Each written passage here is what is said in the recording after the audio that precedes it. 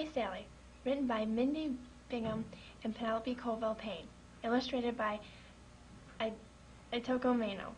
Hi, my name is Lisa Kraft, and I'm going to read you My Way Sally. In My Way Sally, a clever, compassionate little foxhound decides to use her leadership to make a change for the better. This exciting story stresses qualities of leadership which are not based on custom or rules, or the way things are to be done.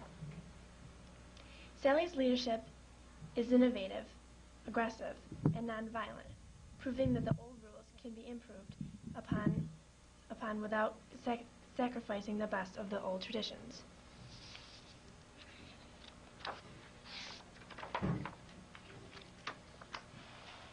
Blue, blue, the sound of the kennelman's horn broke the silence of the early morning. The little foxhound knew she was supposed to follow that sound and stay with the other puppies, but the excitement of her first outing was just too much. All that could be seen were the narrow brown and white tails of the puppies as they romped through the long, damp grass. So it was no wonder that George the kennelman did not notice when one of those tails disappeared over a ridge as the others followed him on through the meadow. The puppy's curiosity had gotten the best of her, and it seemed there was a very interesting scent in a distant clump of bushes. Ignoring the horn's insistent call, she broke away to investigate. As she approached the thicket, the bushes rustled, and she came nose to nose with another young animal. "Who are you?" the little foxhound asked as she backed up for a better look. "I am a fox," exclaimed the other creature. "I live in the woods. Who are you?" "Well, I am a foxhound," replied the pup as she inched closer again. Foxhound, the fuzzy little animal, thought the fuzzy little animal, and then with a start she leaped in the air with excitement. "I know, we must be related," she cried out. "We are somewhat alike. Maybe we're cousins, or at least distant relatives." And with that, they bounded out of the thicket, frolicking down the hill. They ran and played and yipped. One with a bushy tail, one with a thin tail, one with a long coat, and the other with a short coat. One reddish with spots. The babies did not notice the two bright eyes peering from a hole in the ground. "Oh no," thought the mother fox when she saw the dog. Her first instinct was to race out of her den, grab her kit by the neck, and drag her back into the safety of her foxhole. But then a more chilling thought crossed her mind. Would she need to be a decoy and run out to draw the pack of dogs away from her baby?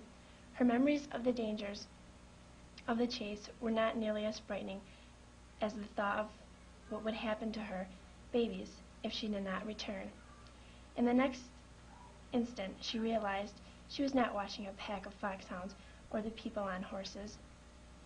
She did not hear the hunting horns and the foxhounds or the people on horses. She did not hear the horns cried tally-ho, and all she saw were two young animals playing tag in the filtered sunshine and enjoying their new friendship. "Felicity, come," she demanded in that special tone that made the fox kit just stop instantly in her tracks. Without knowing why, the little fox immediately ran to the side of her mother. As they turned to dart away, they saw the startled look of the puppy. Watching the two foxes retreat up the hill, the little foxhound looked around to find that she was all alone. George and the puppies were nowhere to be seen. It was at that moment the youngster realized she was lost. She didn't know where she was, and she had no idea how to get home. Just as the two foxes were about to disappear from sight, she sat back, threw her head back, and cried a mournful puppy howl. The mother fox stopped. Her fox instinct told her to run, yet her mothering instinct would not let her. This young creature needed her help, and she could not turn her back on it. She barked at the puppy to follow her. Leading the puppy and her kit to the highest point in the valley, the mother fox lifted her nose to the wind. Slowly she turned around and perked her large ears. Suddenly something caught her attention. "Follow me," she demanded, and rushed off through the chestnut trees. At an opening in the low stone wall, the fox stopped. "We can go no further," said the mother fox. Follow this footpath and go over the ridge. There you will find your home." The little foxhound ran only a few steps before remembering she had not thanked the fox for helping her. But when she turned around to say goodbye, they were already gone. A few minutes later, she was racing down the hill towards George and Wendy, the owner's daughter. She was so relieved that in a hurry she tripped and rolled down the last part of the hill. She landed right in front of a very angry George. "About time," growled George. Wendy stopped to pet the muddy bundle at her feet. "Naughty puppy," she scolded softly. "Where have you been?" "Sailed off again, didn't you?" grumbled George. "How am I going to train her, Miss Wendy? This dog will be useless for the hunt." "Oh, George, don't say that," pleaded Wendy. "Why, she is the pick of the litter. You know, she is very fast and quite clever. She's just a little headstrong. She likes to go her own way." "Wrong way, if you ask me, miss," scoffed the groom. "And that's what I will call her, Wrong Way Sally." Sally, choosing to ignore George's wrong way comment, Wendy responded, "Sally is a perfect name for her. Why, isn't Sally another word for venturing forth or making an excursion? She's certainly an adventurer." "Let's hope that she is not too much of an adventurer," George said, shaking his head. "She has a big job to learn. Your father expects her to be the leader of the pack someday." "The leader!" exclaimed Wendy. "Did you hear that, Sally? Father expects you to become a leader of the pack. Isn't that exciting?" "Leader? What's a leader?" wondered Sally, as she began to doze off in Wendy's arms during the walk back to the kennels. Through the summer and the following winter, Sally grew bigger and stronger. One morning, she and her litter mates were assembled in the front of the local inn. Beautiful horses were there, riders in black coats milled in front as the red-coated huntmasters gave final instructions. A pack of seasoned foxhounds eyed the new recruits. Morning, miss," George greeted Wendy as she rode up on her dappling mare. "Come to watch the young dogs follow their first hunt?" Yes, I thought it would be fun," answered Wendy. "I especially want to see how our Sally fares today. Do you think she will try to run towards the front?" The hunting horn sounded.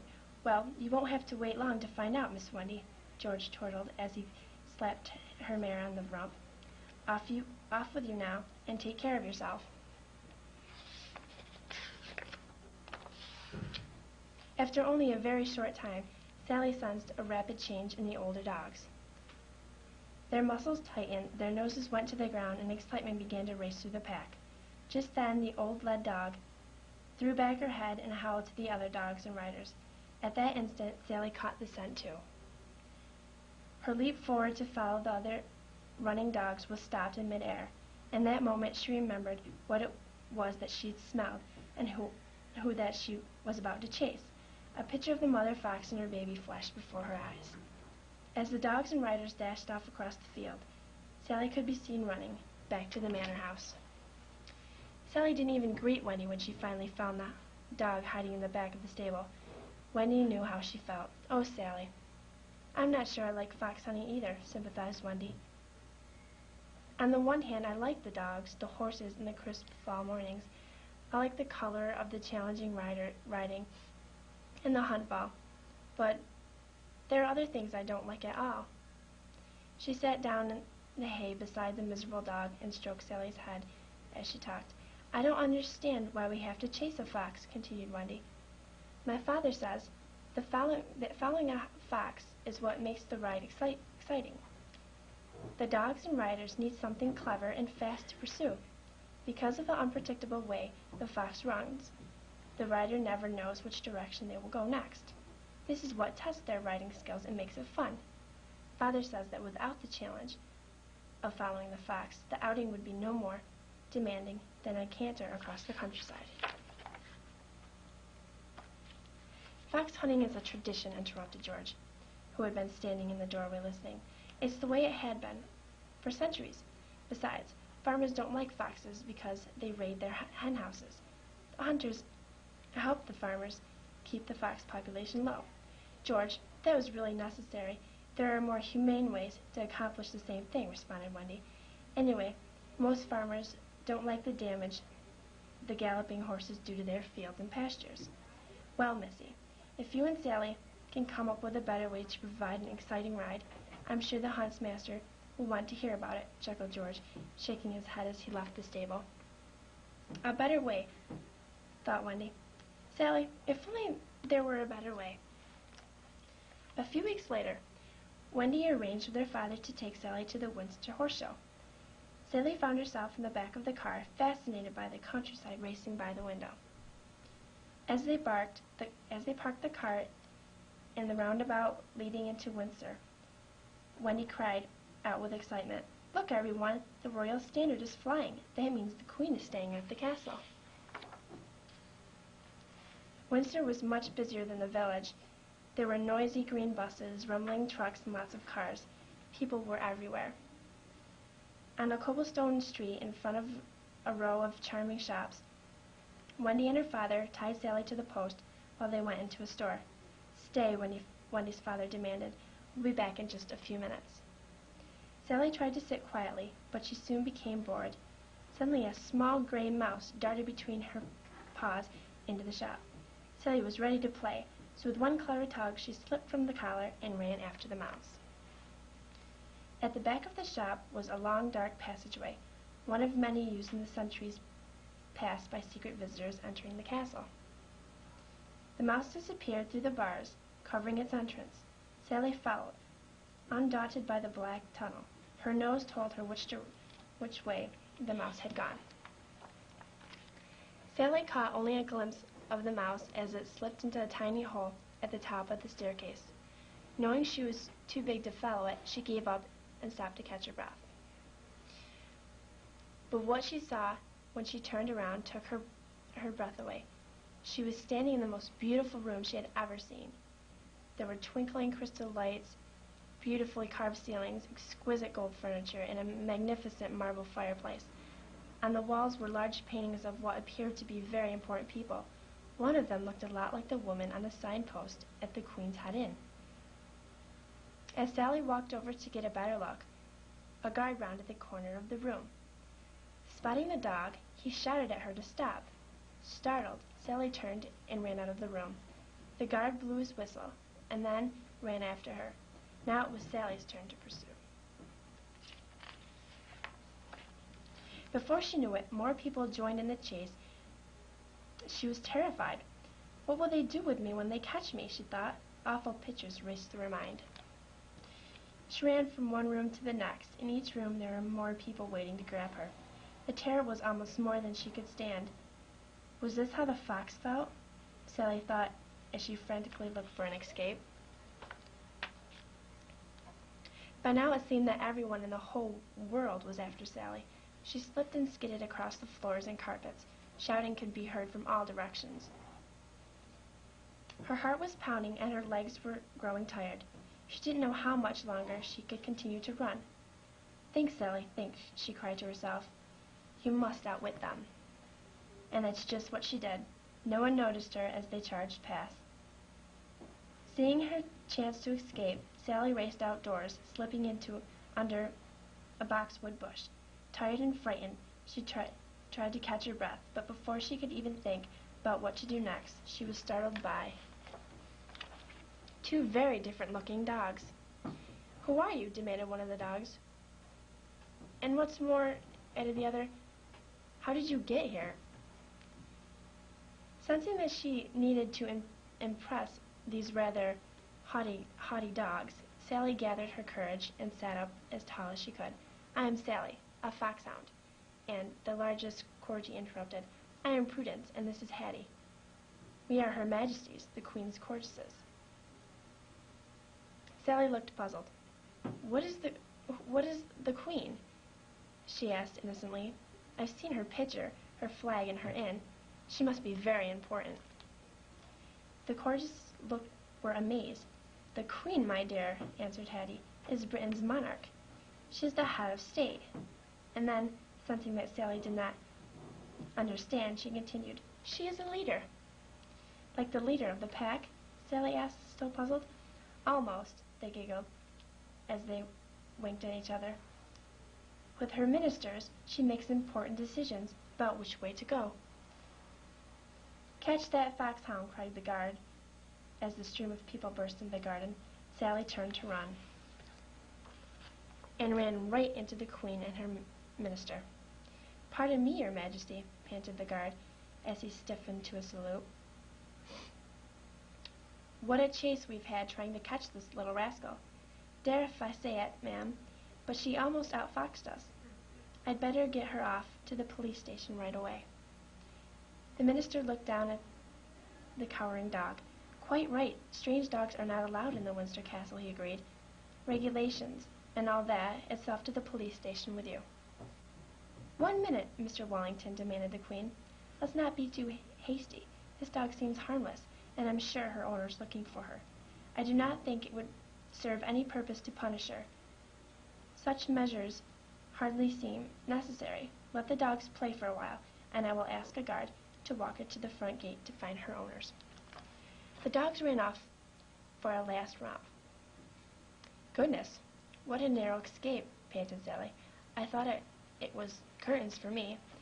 If it hadn't been for the Queen," responded Prudence. "Then might have been. And before I was so rudely interrupted, I was trying to explain what a leader is," asserted Hattie. "When you are a leader, everyone looks to you for direction, and you decide which way to go." "And lucky you," Prudence chortled. "This leader decided that you will go free today." "How do you become a leader?" asked Sally. "Well, first, you have to be pretty clever," responded Hattie. "Then you have to study, practice, and work hard to gain the respect and confidence of those who must follow you. But once you are a leader, you usually make the rules." The Queen beckoned to the dogs and summoned the guard. "Come along now. We've had a call from the front gate, and your owners are there waiting." "Thank you," said Sally to the Corgis as she was ushered out. "Our pleasure, my dear," the two dogs called after her. "Next time make sure you know where you are going." The words of the Corgis spun in her head as she walked to the front gate of Windsor Castle. Now she knew which way she must go. From that day on, there was no stopping Sally. She returned to the manor and began her training in earnest. Throughout the late spring and early summer, George noticed that Sally's attitude toward her job had changed. Whenever the young pack of dogs were taken out for a drill, Sally would practice her bay until she was the loudest and clearest. Refine her sense of smell until she could pick up and follow any scent no matter where it was. Exercise until she developed into the swiftest dog in the pack. Finally, through her talents and training, she began to command the respect of other hounds, and they began to follow her. But most importantly, she practiced a very peculiar running style. Instead of running straight ahead for long distance, she would cut and then turn quickly. On her own, she would leap fences, race around trees, and run across the tops of the stone walls. George would catch from a distance when the huntsmasters took the dogs out for a run. He could only shake his head and mutter, "If I didn't know any better, I would think that dog was part fox. She's wrong way Sally, all right." One morning of the first hunt of the season, Sally found it hard to contain her excitement. Because of her hard work and practice, she had been chosen leader of the pack. She knew this was her chance to put her plan into action. As the dogs and horses trotted down the road and over the glen, Sally kept her nose to the ground. It was not long before she could what she was searching for. The scent of a fox. Raising her voice and her hound howl, Sally signaled the hunt to begin. "Tally ho!" cried the huntsmaster. "Balloo, balloo, balloo!" warned the hunting horn. The horses leaped forward into a gallop to follow the pack of dogs in full cry. As the riders and hounds raced across the field leading up to the woods, a lone fox could be seen running frantically in the opposite direction. "I don't believe it," shouted George. "Wrong way Sally has done it again." The quiet of the valley was broken with sounds of the chorus of baying hounds and the thundering hoofs of 20 horses. From their vantage point on the highest hill in the valley, George and Wendy watched as the hunt went over the stone walls, down the sides of the riverbank, across open fields, and in and out of the trees, and across fences. It was one of the most thrilling rides they had ever seen. Wendy finally turned to George and said, "Wrong way. I don't think so." And then, with a kind of twinkle in her eye that comes with finally figuring out a puzzle, she added, "I think we need to call her My Way Sally. Just look at the course Sally is leading. It's quite deliberate. The hunters will never know they are not following a fox. And see, everyone is having a jolly good time." Yes, everybody had a great time that day, even the fox.